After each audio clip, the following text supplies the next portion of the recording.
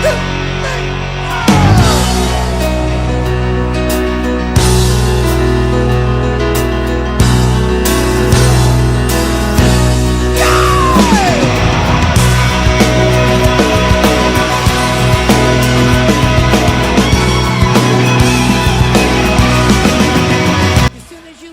morning. Welcome back to the Broadcast Retirement Network. I'm Jeff Snyder. This is BRN Sunday for Sunday, September 18th, 2022. We've got members of the media, academia, financial services, and government standing by as we analyze all the news and events of the week. So sit back, relax, enjoy this episode of BRN Sunday. You're tired of the same old story. So turn some pages. Where we're going to kick off the week with a look at what's happening in consumer products, technology, and a lot more, even finance. Joining us on the line, he is the managing editor at The Street, Daniel Klein. Dan, so great to talk to you. Thanks for popping by the program this morning. Good morning, Jeff. As soon as we finish this, I leave to get in line at the Apple Store for the new iPhone. No, I'm kidding. You do that online now. Ah, they're going to send it to you, right? I would assume so. I pre-ordered it, and I know I'm an idiot for doing that. It doesn't seem that different, but you know, who doesn't want the latest and greatest? Well, you are a tech and consumer products guy, so I guess that is how I justify it to my wife. Maybe you can write it off. All right, Dan. High inflation. Let me just tick off a couple of things. High inflation coming down a little bit, but still high. Grocery prices, food prices, supply chain disruption, consumer sentiment by all estimates not where it should be. All of this. Why I'm talking about this is all this kind of leads to participants in retirement plans not being satisfied with the websites and apps that they're using. And this is based on a J.D. Power survey that was just released. We're going to have them on the program in a couple of weeks, I think. But I want to get your reaction to this and you know, what does this mean? If people are so dissatisfied with the technology that they're using, is it just, hey, they don't like the technology, they don't like the look, the feel, the sorting, all that kind of stuff? Or is it really just based on, hey, the market's just doing bad, so I am not going to like the technology that's delivering the information? Sorry, go ahead. Yeah, so it's a mix of those. So you know, you and I have talked about this before. If there's a bad interface for a streaming network, but it has the show you really love, you're probably still going to really want that streaming network. So, like, you know, Amazon Prime, which I'm told just updated its interface, but I've never liked it. They did. I've never liked their interface, but when they're airing The Boys or Foundation, you know what? I don't care. I just want to watch those shows.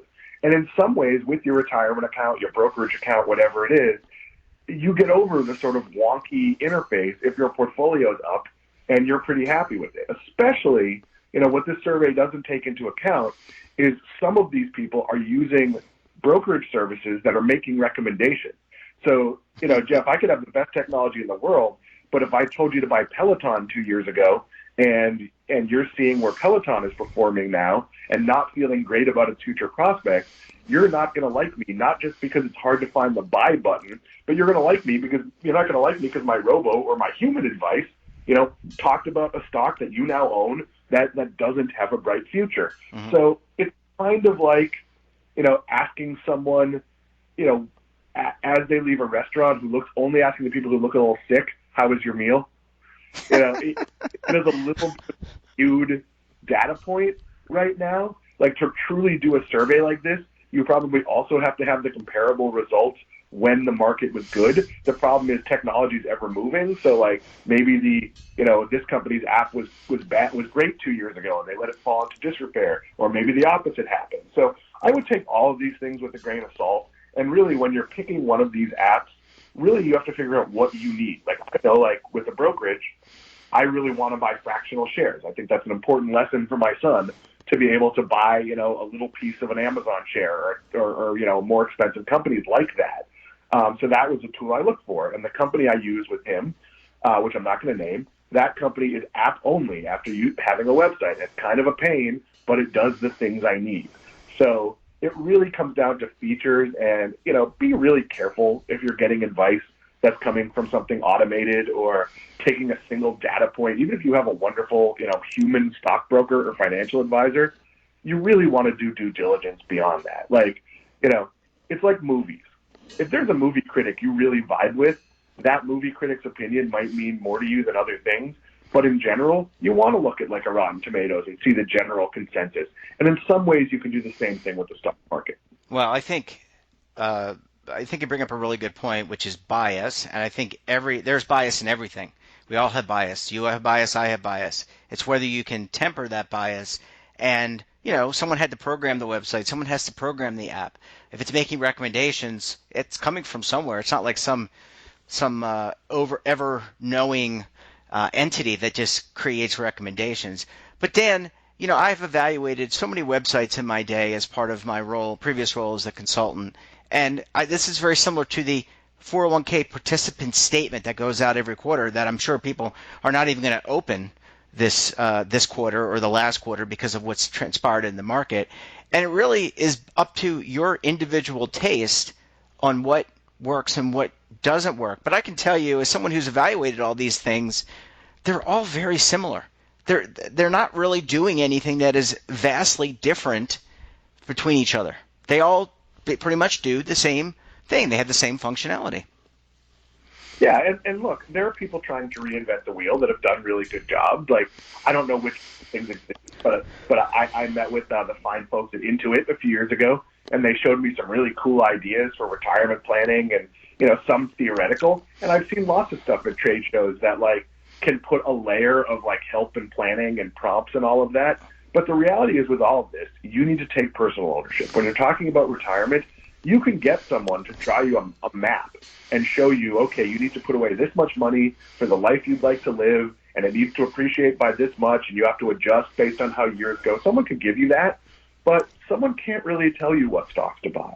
And, I'll point out, as much as I'm someone who believes in individual stocks, it's okay to just be like, you know what, over time the market goes up, I'm just going to buy a Dow index fund. I'm going to buy a NASDAQ index fund. Or I really like technology. I really believe in electric vehicles. I'm just going to buy ETFs in those spaces. A lot of homework to do on those things too. There's fees, there's other issues, but you really need to do what's comfortable for you. And there are more conservative ways, there are riskier ways, and do your reading. So you shouldn't be chasing stocks. You shouldn't be using the hottest new app because it when you buy something, it gives you a celebratory emoji, and that's a real problem. People gamify, buying stocks, and people the general tone on television about the stock market acts like you should be buying and selling, and the reality is, from a tax liability point of view, you should never be selling a stock faster than a year. You should be following the Warren Buffett advice of get rich slowly. But, like, get rich slowly isn't fun. It's not exciting to, at 22, tell someone, you know what I'm going to be when I'm 65? Rich. Like, people want the story where they bought the stock for $1,000, they made $25,000. And those stories happen, but they're not the norm. You know what's really common? Just properly investing in your 401k and putting money away in the market in basically boring and safe things, but for a really long time.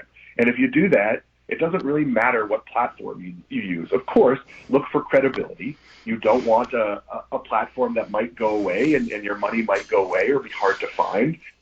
That's why it's very risky to invest in unregulated things like cryptocurrency. But for the most part, you're absolutely right, Jeff. These things are very similar, and you're just not going to be happy when the market is down. Look, nobody wants to look at their portfolio now. When the best stock pickers are advertising that they're beating the market, but they're still down, that's not a great time to be a stock picker or an investor. Yeah, I think the bottom line here is you can have a great front engine, a great designed website, a great designed app, but if you don't know how to use it, if you don't even have a basic level of education, what good is it? And you don't need, as you just pointed out, you don't need to go after the hot thing. I mean, as you were talking, I'm thinking about Robinhood. I'm thinking about GameStop, AMC. We had those conversations last year, Dan, and look where those things are now. Robinhood laying off people, right? And, people, maybe some made out, just like you said. Maybe some people were able to game the market, but others were not. And I think that's really an important key takeaway. Dan, we're going to have to leave it there. Always a pleasure having you stop by, especially on your weekend. Really appreciate it. Enjoy the rest of that weekend, and we'll talk to you again very soon, my friend. I appreciate it, Jeff. Thank you. Thanks, Dan. Bye-bye.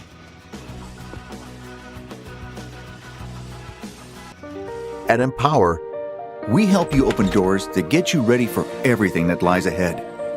Because your financial wellness is what matters most. Behind every door is an opportunity to save for life's moments. So proud of you. These are your goals, and it's time to help get you there. We've been opening doors for more than 17 million customers across America as they save for the future they want.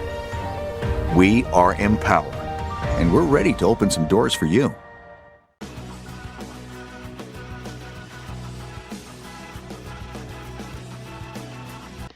Welcome back. Now we're going to talk about what is happening on Capitol Hill in the area of regulation, legislation, litigation. Joining us on the line, you know them as the Legal Eagles, but they're also fondly known as David Levine, Kevin Walsh. Both are principals with Groom Law Group. That's an employee benefits law firm based in Washington, D.C. Gentlemen, thanks so much for joining us on your Sunday morning. Jeff, thank you for having us here. Listeners, thank you as always, for joining us. It's great to be here. And as we head into the fall, we've got some interesting stuff to talk about because, when there's a congressional election coming up, there's always the question, are they going to get together on retirement legislation? I'm sure that's top of everybody's mind. I think it should be. Thank you, David. And Kevin, let's, this feels like deja vu. I feel like we've talked about this before. Don't you guys feel that way? I feel like this is a weekly topic in a lot of ways, and it's a good thing we're talking about it now because Congress is now back in session from their summer recess, and we've got a small window of opportunity between now and really when election season starts heating up to potentially see legislation move. But so just a little bit of the landscape is that if folks remember, the House passed the Secure Retirement Act, or Secure 2.0, and what it is it's a mishmash of provisions that are designed to, increase coverage and also to, provide enhancements for, different things like make MEPs and multiple employer plans, a little bit easier to operate. They're designed to do things like, enhance missing participant searches by, providing a government resource that would be somewhat involved in that. And as you know, we can't pass legislation with just one chamber moving. You've got to have both the House and the Senate act. And we've been waiting for, the Senate Finance Committee to release some text to show what the Senate's thinking, is its starting position for compromise with the House.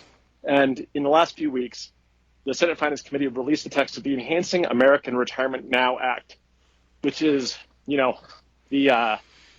acronym writers probably stayed up late at night. It's the EARN Act. And it contains a lot of the same things as you'd see in the House bill, which provides some optimism that at a minimum, House Democrats and Senate Democrats could reach agreement among themselves on, how to pair these bills together.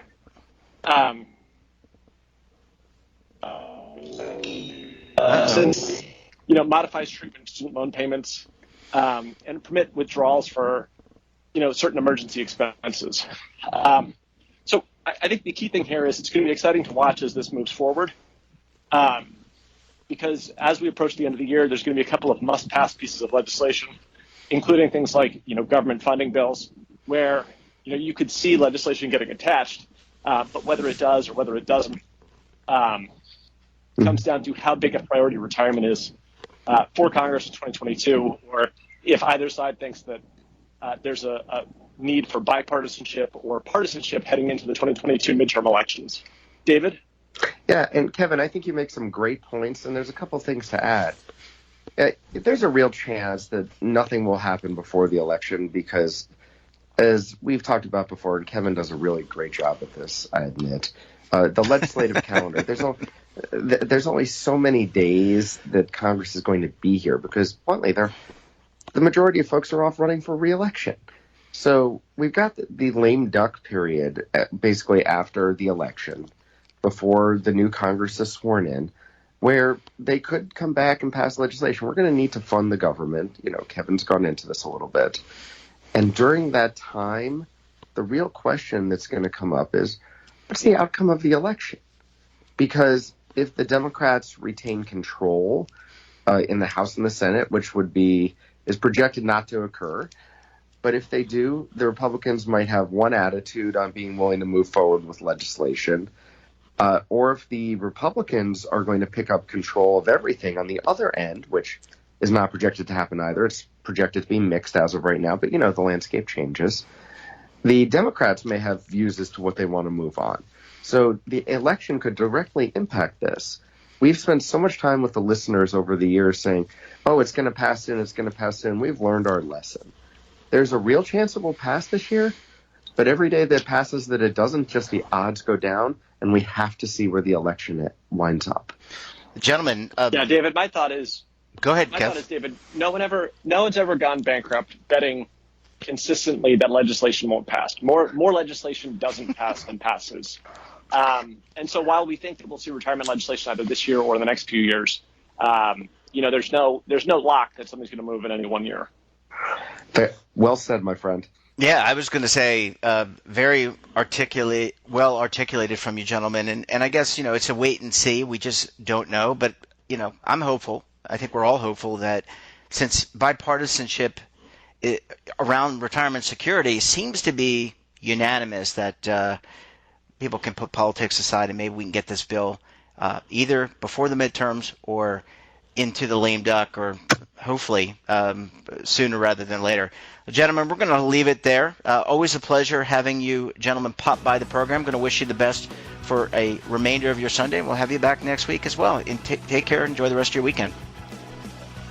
Thanks for having us on, Jeff, and thanks, listeners. Well, that wraps up this episode of BRN Sunday.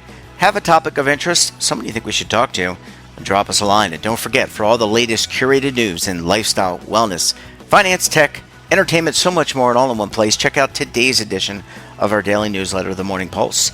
Want to search our archives? Check out our latest content? Well, visit our website and, of course, our streaming partners. We're back again tomorrow for another edition of BRN AM. Until then, I'm Jeff Snyder. Stay safe, keep on saving, and don't forget, roll with the changes.